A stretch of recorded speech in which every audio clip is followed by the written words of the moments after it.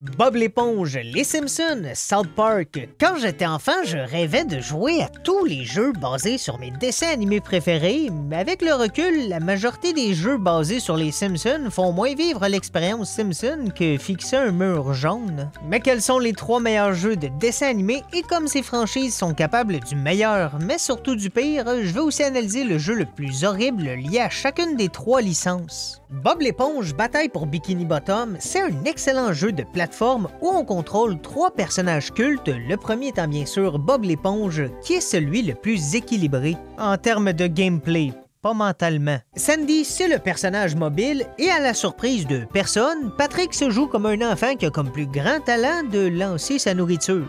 Les 9 niveaux principaux nous plongent super bien dans l'univers de la série. On reconnaît des endroits classiques comme la prairie des méduses, la plage ou même Rock Bottom. À l'époque, je me souviens que Rock Bottom me faisait super peur à cause de son côté mystérieux. En vieillissant, ça l'a perdu de son mystère, mais ça me fait encore plus peur parce que ça me rappelle l'état de mes finances. Par contre, mon coup de cœur va au niveau complet construit autour des glissades. Enfin, j'ai passé des heures à glisser ici et enfin je chantais qu'on me jugeait pas de lécher du sable. L'histoire du jeu est simple mais efficace. On fait face à une invasion de robots créée par Plankton qui a lui-même perdu le contrôle parce qu'il n'a pas activé l'option « Obéissez-moi ». Les robots sont partout et c'est un peu dommage parce que ça fait en sorte qu'il n'y a pas vraiment de variété d'ennemis. C'est toujours les mêmes modèles malgré les 9 niveaux avec une thématique unique.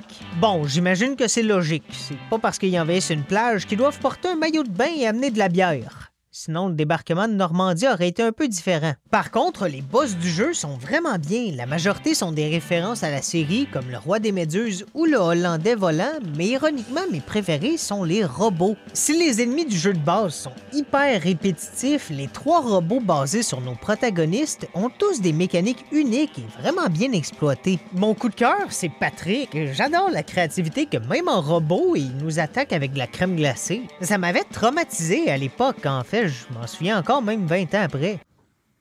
Mais si Bataille pour Bikini Bottom est un classique, un jeu PC existe avec le même nom et je plains tous les enfants qui se sont fait avoir parce que c'est complètement différent. C'est dommage de profiter du fait que des enfants voulaient jouer à un jeu avec autant de charme et de référence à leur émission préférée pour leur vendre ça. Mais c'est pas du tout la même bataille. Est-ce que je suis vraiment en train de sauver le monde en jouant au bowling? J'ai l'impression de faire plus de mal que de bien à la société en portant cette chemise-là. La stratégie marketing première pour vendre quelque chose devrait jamais être la confusion. C'est comme si je fais un film, j'appelle ça Titanic et finalement c'est juste une compilation de vieux monsieur qui tombent dans leur baignoire. C'était pas ce que je m'attendais, mais c'était intéressant. Oh, une chute post-générique! En passant, le jeu PC n'est même pas la seule version alternative. Il y a un 3e jeu avec ce nom-là sur Game Boy et c'est juste un jeu de plateforme 2D sans âme. J'adore qu'à quelque part, il y a un parent qui a acheté à son fils la mauvaise version, a voulu réparer son erreur et a racheté la mauvaise version. C'est probablement le seul père qui a abandonné sa famille en disant pas qu'il allait acheter du lait, mais un jeu GameCube. Le jeu a aussi eu un remaster en 2020 qui a été reçu de manière assez mitigée, mais je sais pas trop les gens s'attendaient à quoi. C'est bon pour la nostalgie, mais les gens qui s'attendaient à un retour révolutionnaire sont les mêmes qui essayent de ramener les pantalons à pattes d'éléphant. C'est un collectathon, ce qui est vraiment plus à la mode, et en plus, on est loin de l'âge d'or de Bob l'éponge. Non, en 2003, pour pas voir la franchise partout, fallait vivre sous une roche. Et même là, vous risquez d'être le voisin de Patrick. Ma seule critique du remaster, c'est qu'ils ont fait des changements qui sont pas logiques, clairement juste pour pouvoir dire qu'ils ont fait des changements. Dans la version de base, Bob a un tableau avec ses héros préférés dans sa chambre parce que c'est important pour Bob, ils sont ses modèles.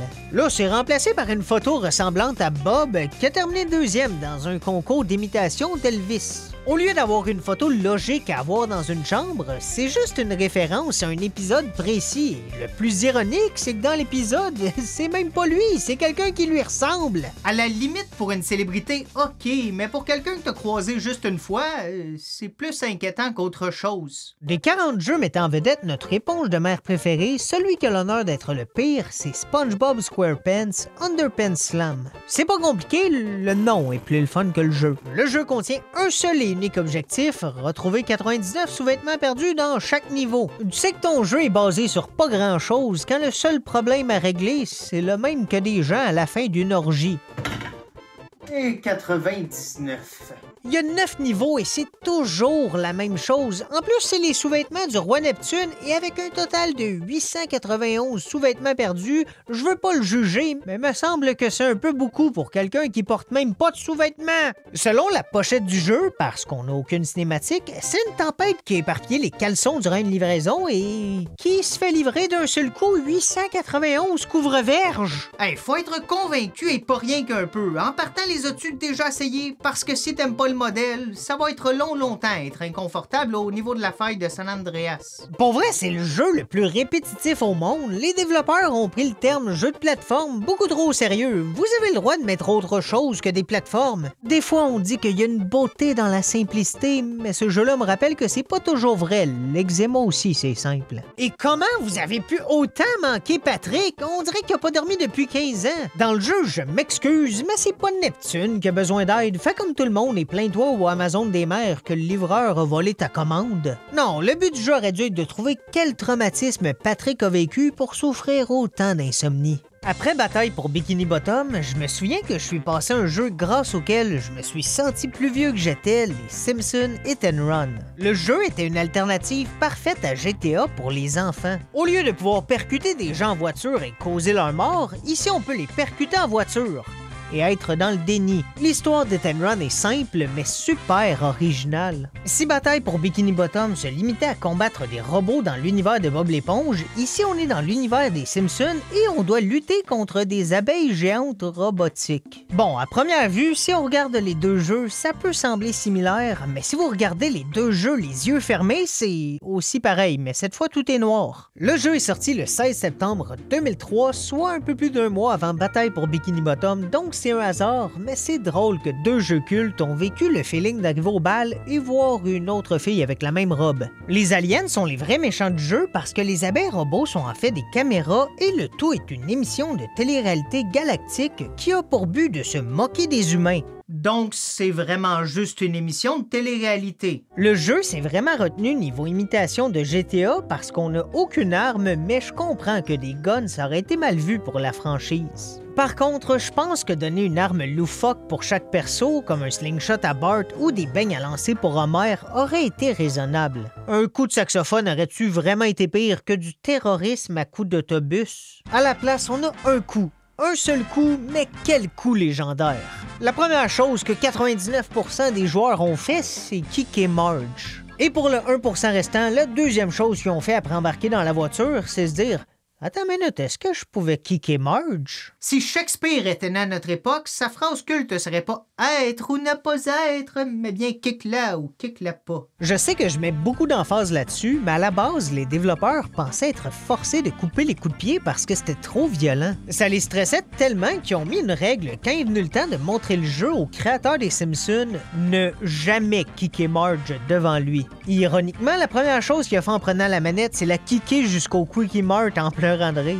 Ça fait du bien de voir qui est comme nous. Moi, si j'étais un politicien, ça serait mon argument pour montrer à la population que je suis humain. Votez pour moi, j'ai aussi tabassé une bonne petite mère de famille. Par contre, même si j'adore le jeu, c'est pas parfait. Un gros pourcentage des missions tourne autour de la conduite de voiture et ça devient vraiment répétitif.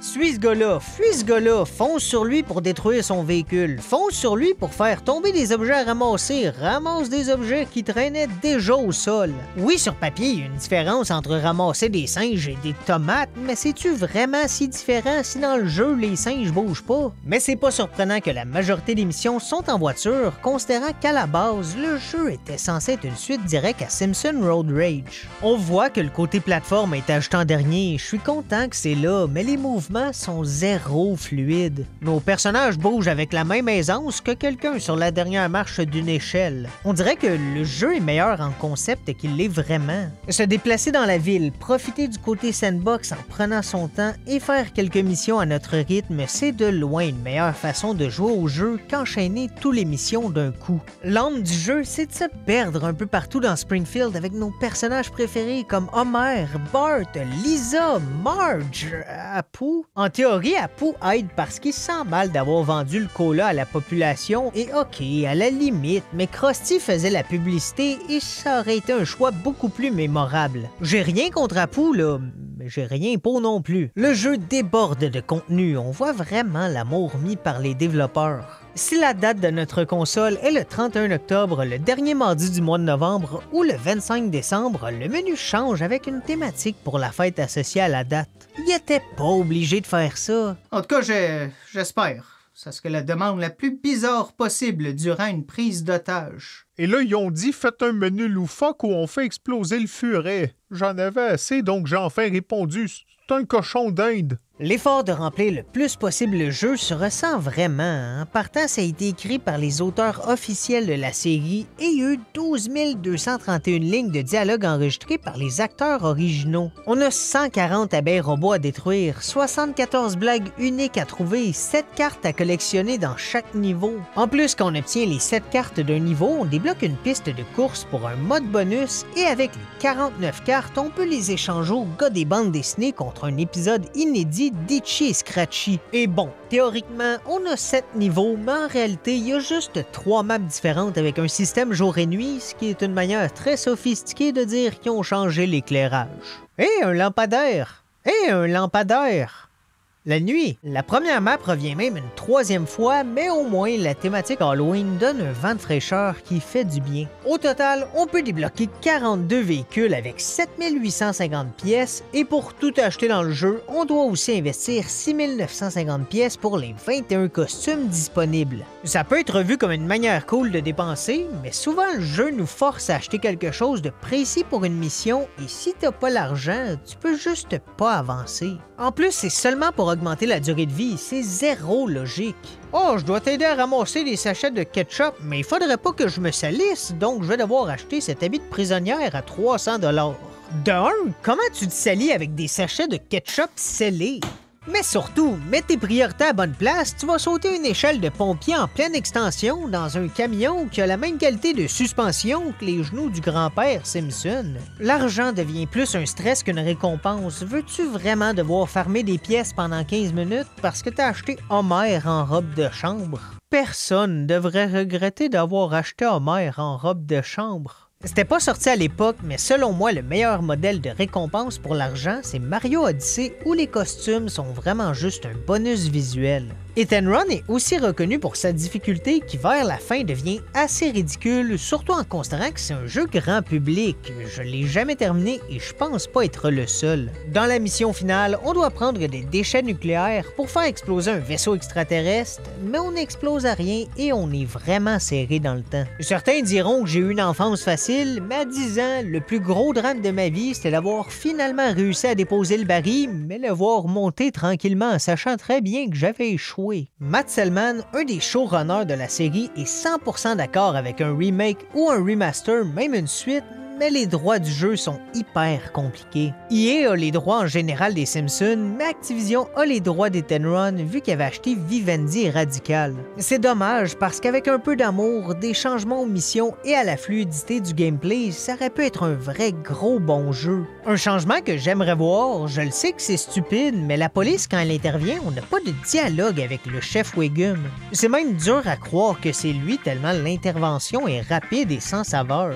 Ça aurait pu être drôle qu'il soit super incompétent, genre tu fais un crime, entends des sirènes, mais tu vois une voiture de police foncer dans un bâtiment et prendre feu. Étrangement, il n'y a pas eu de nouveaux jeux sur les Simpsons depuis 2007, et même si l'historique des 27 jeux Simpsons est vraiment pas parfait, on a quelques rares pépites comme le jeu d'arcade sorti durant la 2e saison en 1991. Par contre, la majorité ont clairement été faits pour l'argent, et le pire selon moi, c'est de Simpsons Skateboarding. Il existe un jeu de lutte qui, purement en termes de performance, est une plus grosse merde, mais pour celui de skate, j'avais des attentes. Il y a un lien logique avec la série, c'est le moyen de déplacement préféré de Bart. Plusieurs scènes cultes incluent un skate, je veux dire, on en voit même un dans chaque générique. Le jeu de lutte en partant, il n'y a aucun mouvement de lutte, mais de toute façon, c'est juste bizarre.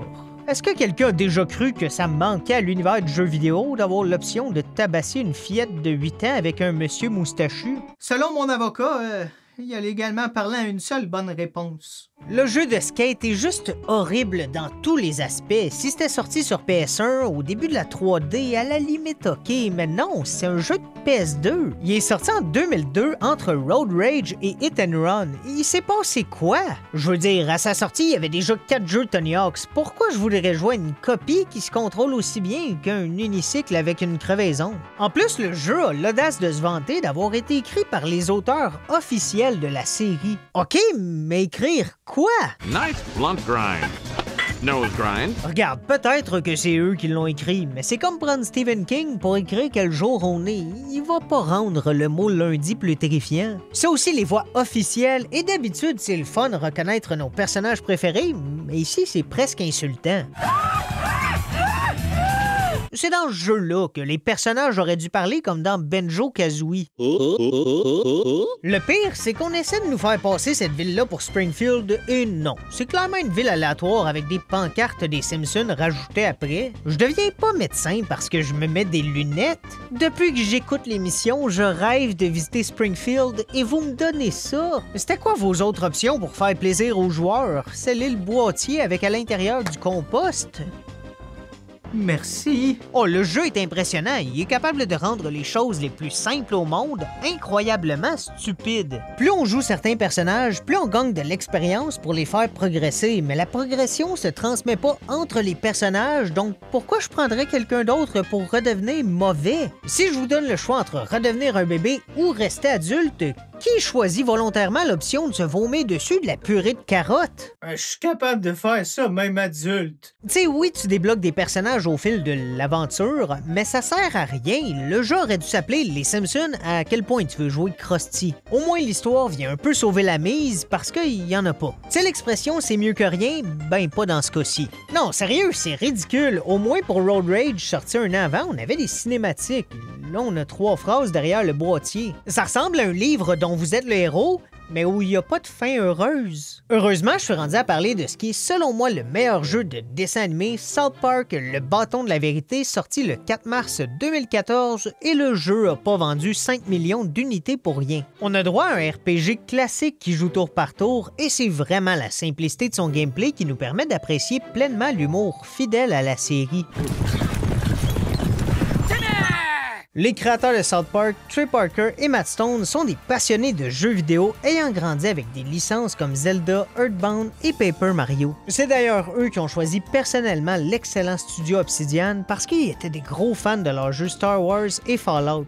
Tellement d'amour a été mis dans le jeu, juste le script initial faisait environ 850 pages, ce qui est plus long qu'une saison complète de South Park. On est loin de la participation des auteurs de The Simpsons Skateboarding. Chairman of the board. OK.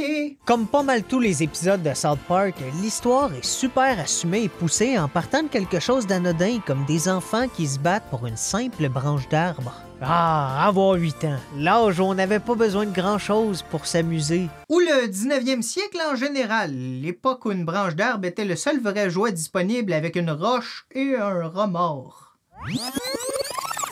Alphonse, tu porteras bien attention à ton rat. C'est un jouet qui évolue avec le temps. Ta mère, elle a appelé ça de la décomposition, mais moi, j'appelle ça un transformer. On contrôle le nouvel enfant, un protagoniste qui parle pas, et c'est vraiment bien souligné à travers le jeu.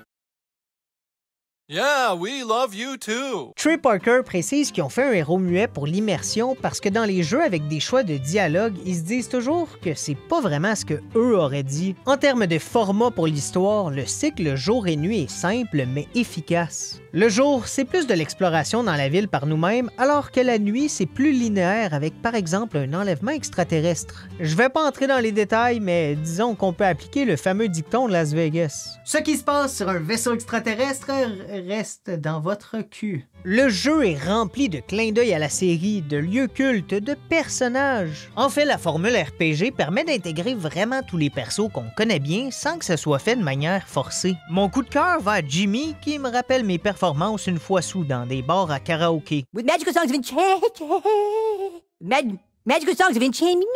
Le fanservice est fait à merveille. L'histoire rassemble plein de petites parties cultes des épisodes, mais ça se tient parfaitement même si on n'a pas les références. Le Canada, qui est un vieux RPG 8 bits, c'est tellement stupide et intelligent en même temps. C'est comme quand à 12 ans, j'avais fait semblant d'être malade pour pas aller à l'école un vendredi, juste pour réaliser que là, je devais passer ma fin de semaine à faire semblant de guérir. Sinon, le rythme du jeu est fantastique. Au début, on rencontre Butters, qui après nous introduit à Cartman, puis Kenny, mais c'est seulement au deuxième jour qu'on rencontre Stan et Kyle. De pas les voir tous ensemble dès le début, ça rend chaque introduction mémorable et plus spéciale. Un détail que j'adore, c'est que tout l'équipement qu'on trouve est volontairement des objets du quotidien un peu nuls. Ça me rappelle quand j'étais jeune et que pour devenir un pirate, je m'étais fait un cache-œil avec une chaussette.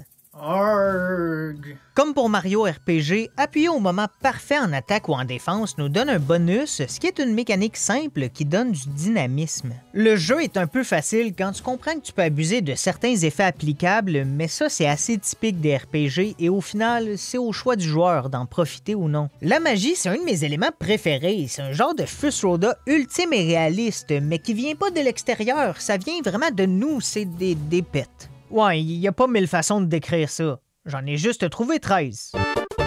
J'adore que c'est pas joué comme une blague et après 2 minutes, ça devient de la vraie magie. Non, c'est vraiment ça tout le long du jeu. Ce qui fait la grosse force de South Park, le bâton de la vérité, c'est que oui, c'est un RPG, mais c'est un jeu qui réussit la mission presque impossible d'être avant tout un jeu humoristique. C'est super rare, et oui, des fois l'humour, c'est une partie importante du jeu, mais ici je dirais que c'est sa base, et l'excellent RPG vient juste bonifier ça. Même Ethan Run, par exemple, c'est sympathique, les références sont bonnes, mais c'est plus joué dans l'univers des Simpsons qui te met un sourire au visage. Ici, c'est les blagues. You entered douchebag, is that correct? Mais le jeu a passé proche de jamais voir le jour, vu son développement vraiment compliqué alors que le producteur, THQ, a fait faillite.